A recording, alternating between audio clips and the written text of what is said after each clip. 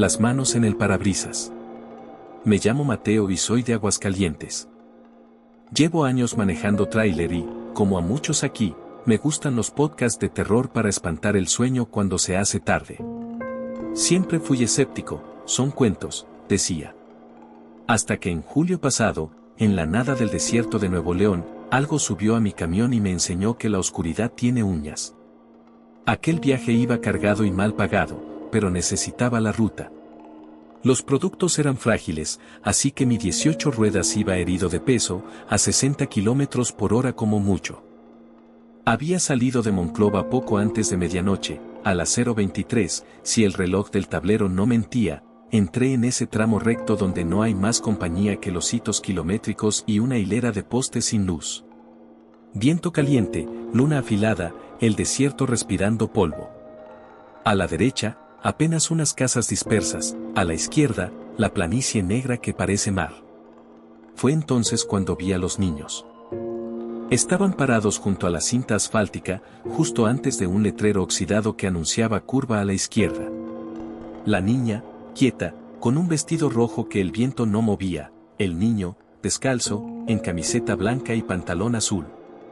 Los alumbré con las altas y me devolvieron el rostro como si supieran que iba a mirarlos, ojos muy abiertos, piel extrañamente pálida, boca seria.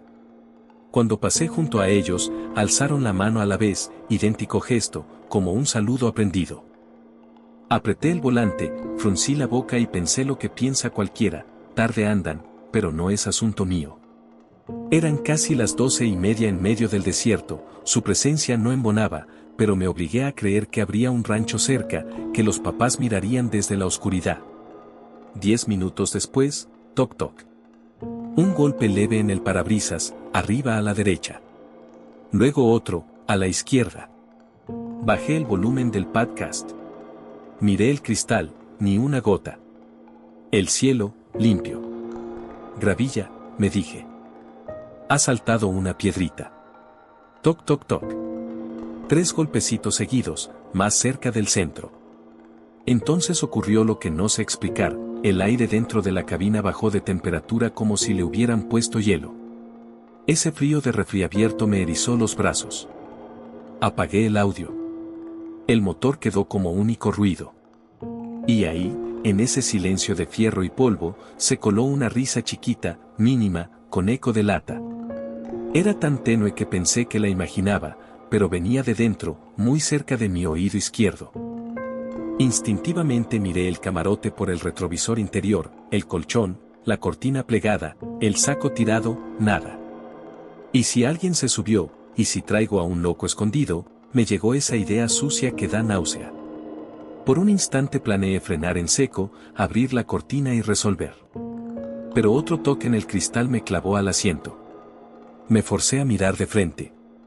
A lo lejos, un letrero verde, próxima gasolinera 46 kilómetros. Decidí aguantar. Si había un intruso, que esperara. Lo que fuera que escuchaba no venía del camarote, y eso me tranquilizó y me asustó al mismo tiempo. El cuarto golpe no fue un golpe. Fue una serie de uñitas tamborileando, como cuando un niño toca la mesa pidiendo atención, tec tec tec tec. Elevé la vista y lo vi. En la orilla superior del parabrisas, donde la carrocería hace una pequeña ceja, 2 pares de manos se asomaban y golpeaban el vidrio con los dedos.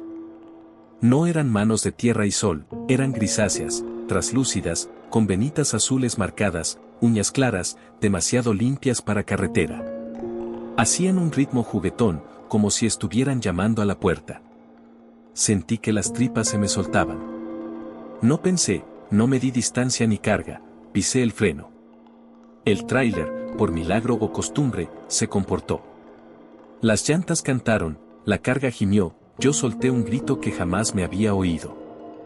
Mi mente, aún con el pánico, calculó lo obvio, si hay alguien sobre el techo y freno así, la inercia los lanza al frente, caen al cristal, resbalan, algo. Pero el vidrio no recibió ningún cuerpo. Las manos desaparecieron hacia arriba, como si se hubieran recogido en el borde del cielo. Me quedé un rato con la frente pegada al volante, buscando oxígeno. Cuando al fin pude, bajé.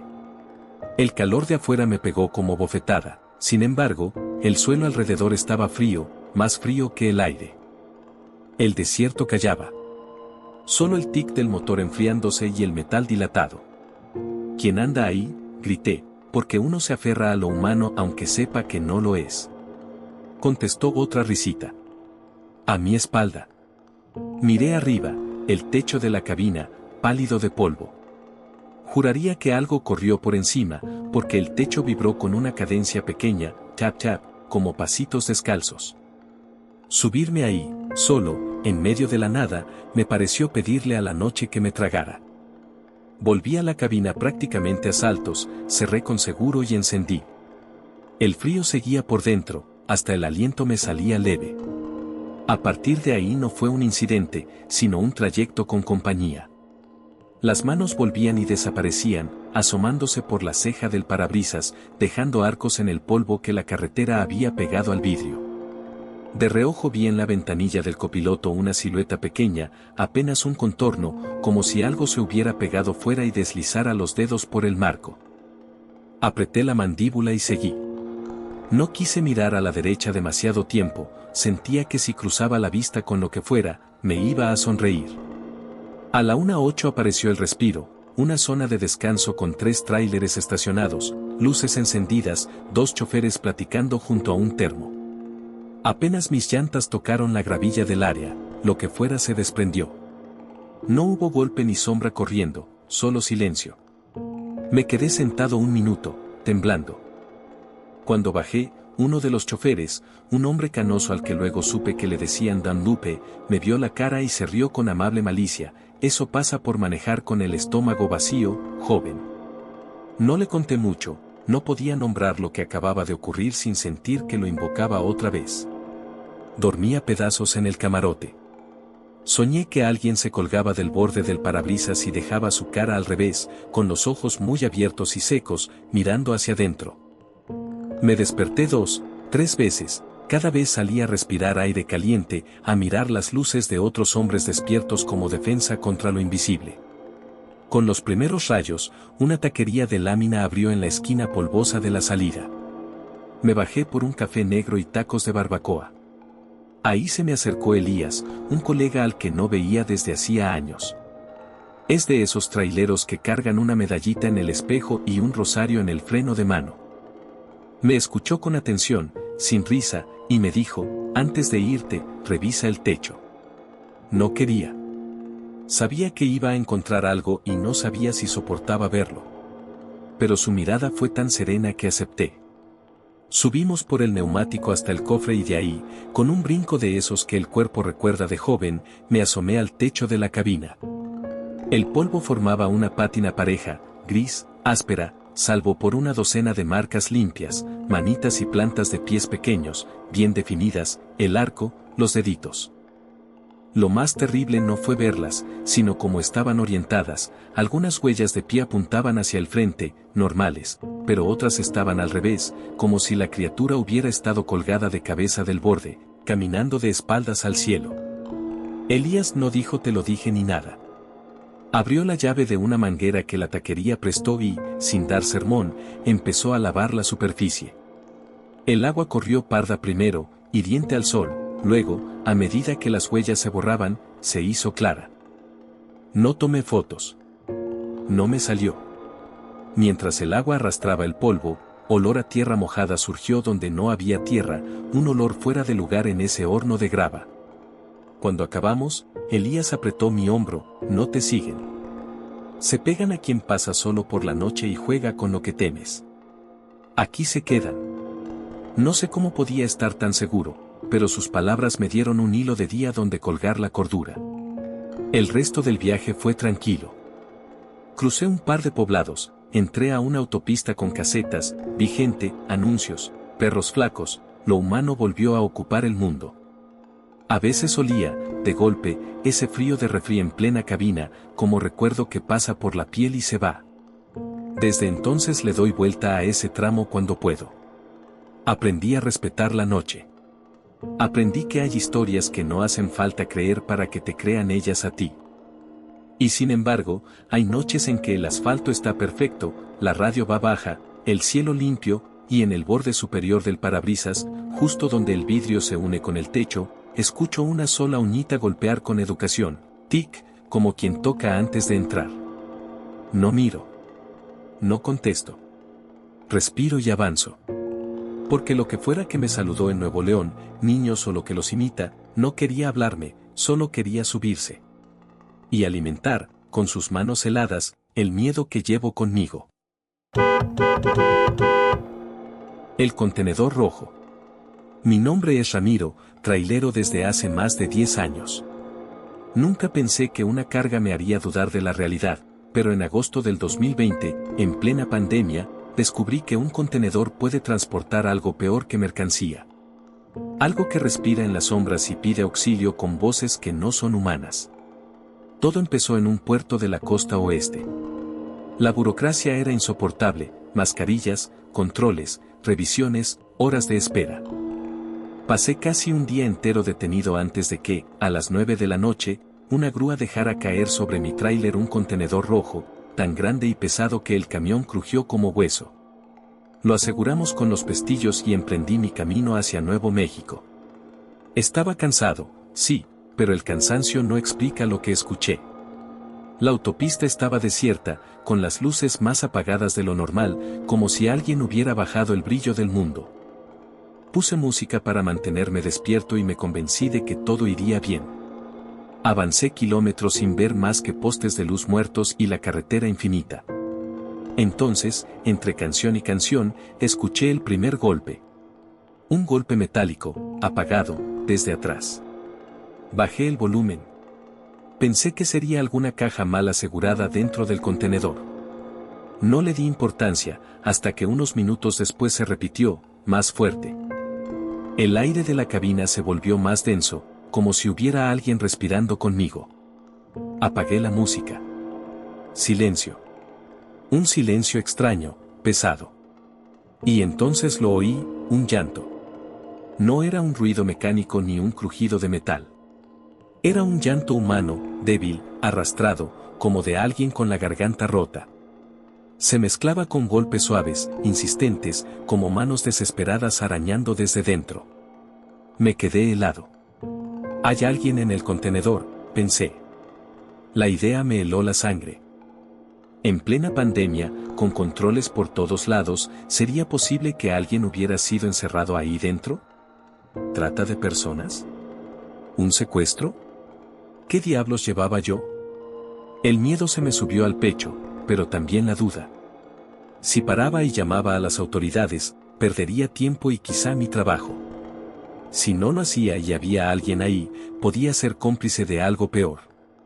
Mientras dudaba, los sonidos aumentaron, golpes más fuertes, lamentos, sollozos. Incluso juraría que escuché susurros en un idioma que no reconocí, voces entrecortadas que parecían rezar o maldecir. El volante me temblaba en las manos. Decidí detenerme en un área de descanso vacía. El silencio de la autopista era absoluto. Solo mi camión, el contenedor rojo y el eco de esos lamentos que seguían filtrándose. Salté de la cabina con el corazón desbocado. El contenedor estaba inmóvil, metálico, imponente bajo la luz tenue de la luna. Subí con torpeza para revisar los pestillos traseros, convencido de que, si los abría, encontraría a personas destrozadas rogando por salir. El proceso para abrirlo fue eterno, seguros, palancas, candados oxidados. Cada clic sonaba como un disparo en medio de la nada. Cuando al fin conseguí abrir la puerta derecha, apunté con la linterna del celular al interior. Lo que vi me dejó sin aire. Cajas. Solo cajas. Altas, selladas, apiladas con precisión hasta el techo. Perfectamente organizadas. Ni un espacio para que alguien respirara, ni un hueco para esconderse. Impossible, me repetí. Yo escuché voces. Yo escuché llanto. La linterna temblaba en mi mano. No quería admitirlo, pero la sensación era clara, algo se escondía entre esas cajas, algo que no necesitaba espacio para ocupar un lugar. Grité en inglés y en español, preguntando si había alguien. Silencio. Y de repente, un susurro pegado a mi oreja, una palabra que no entendí, un siseo húmedo. Salté hacia atrás, casi caí del tráiler. La linterna se me resbaló y quedó iluminando el suelo. Cerré las puertas de golpe, aseguré los pestillos y corrí de regreso a la cabina. Encendí el motor con manos temblorosas. Conduje a toda velocidad hasta el primer puesto de policía en la frontera de Nuevo México. Les conté lo que había escuchado. El capitán, un hombre de bigote blanco y mirada dura, me observó con escepticismo. Aún así, aceptó acompañarme al depósito donde debía entregar la carga. Una hora después, bajo la mirada de los oficiales, descargaron el contenedor. Cajas y más cajas, todas cerradas, todas en perfecto estado. Nada más. El capitán me dio 2 palmadas en la espalda. Hijo, necesitas dormir más. La carretera juega trucos. Sonrió, pero sus ojos no sonreían. Yo no dije nada. Regresé a casa y traté de convencerme de que todo fue producto del cansancio. Pero las noches siguientes soñé con los golpes, con las voces llorando en idiomas que no existen, con dedos arañando el metal. Me despertaba empapado en sudor, escuchando aún esos lamentos. Hoy, cuando pienso en aquel contenedor rojo, estoy convencido de que no estaba vacío. Puede que no llevara personas, pero sí algo atrapado. Energías viejas. Almas encerradas. Espíritus que viajaban conmigo. Lo más horrible no fue escucharlos, sino recordar el detalle que entonces ignoré: las cajas estaban impecables, selladas y limpias. Pero en una de ellas, cerca de la puerta, la linterna alcanzó a iluminar algo que fingí no ver: arañazos profundos, marcas de uñas humanas que habían intentado salir desde adentro. Nunca debí mirar tan de cerca. La mujer de los dientes negros. Me llamo Ismael y llevo más de 20 años en la carretera. He visto accidentes, asaltos y hasta fantasmas en las curvas más solitarias de México. Siempre pensé que lo peor eran los vivos, hasta aquella noche de enero de 1998, cuando descubrí que también los muertos saben detener un tráiler en seco. Era un viaje largo, de Pachuca hacia el sur, rumbo a San Cristóbal de las Casas. 12 o 13 horas de trayecto. Salí al amanecer con buena carga, comida preparada por mi esposa y la rutina de siempre, música en el estéreo y charlas por radio con otros compañeros. Pero el tráfico en Veracruz me jugó sucio. Un accidente bloqueó la carretera por horas, y cuando por fin crucé al estado de Chiapas ya era medianoche. La vía estaba casi desierta. Solo árboles oscuros a los lados y, de vez en cuando, alguna casa apagada como una tumba. Por la radio, un chofer viejo que se identificó como Amaro me dijo: ten cuidado en esas curvas. Y si puedes, no te pares. Ahí hay cosas raras de noche. Me reí, nervioso. Pensé que era superstición de carretera. Pero minutos después, comprendí que Amaro no hablaba de bandidos. En la siguiente curva, una mujer apareció de golpe en medio del camino. Estaba cubierta de harapos, pálida, con el cabello suelto como lodo negro. Frené con todas mis fuerzas, y no sé cómo aquel monstruo de varias toneladas no la arrolló. El corazón se me fue a la garganta. Bajé de la cabina furioso, dispuesto a gritarle por poner su vida en peligro. Pero la carretera estaba vacía. No había mujer. No había nada. Miré debajo del tráiler, temiendo lo peor. Solo polvo y piedras. Crucé al otro lado de la vía, alumbrando con mi linterna, vacío. El silencio era tan grande que escuchaba mi propia sangre en los oídos. El volante aún vibraba en mis manos como si el camión recordara el frenazo. Volví a la cabina con el cuerpo temblando. La espalda me dolía, los dedos se me habían entumecido. Era la sensación que uno tiene cuando algo no pertenece a este mundo. Arranqué y aceleré, con el mal presentimiento creciendo en mi estómago. Entonces noté que los frenos no respondían. Bombeé el pedal, una y otra vez. Nada. El tráiler seguía avanzando por una ligera pendiente. Aflojé el acelerador, pero la mole no disminuía la velocidad. Quise pedir ayuda por radio, pero nadie contestaba. Solo estática. Y en medio de esa estática, un golpe sonó en la puerta del copiloto.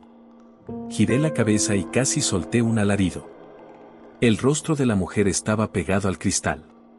Sonreía, mostrando dientes negros, podridos, como carbón. Sus ojos eran dos pozos sin luz. El vidrio se empañaba con su respiración aunque la noche era cálida. Le grité que me dejara en paz, maldije con desesperación, pero su cara seguía ahí, observándome con esa sonrisa imposible. Las curvas se acercaban rápido.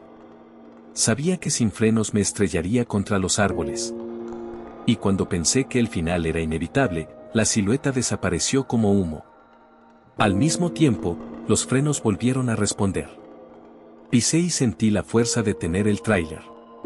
La curva se abrió frente a mí y logré girar, jadeando, con el cuerpo empapado en sudor frío. Conduje kilómetros hasta encontrar un área de descanso. Había dos traileros allí, platicando. Les conté lo que me pasó. Al principio se rieron, pero cuando describí a la mujer, uno de ellos palideció.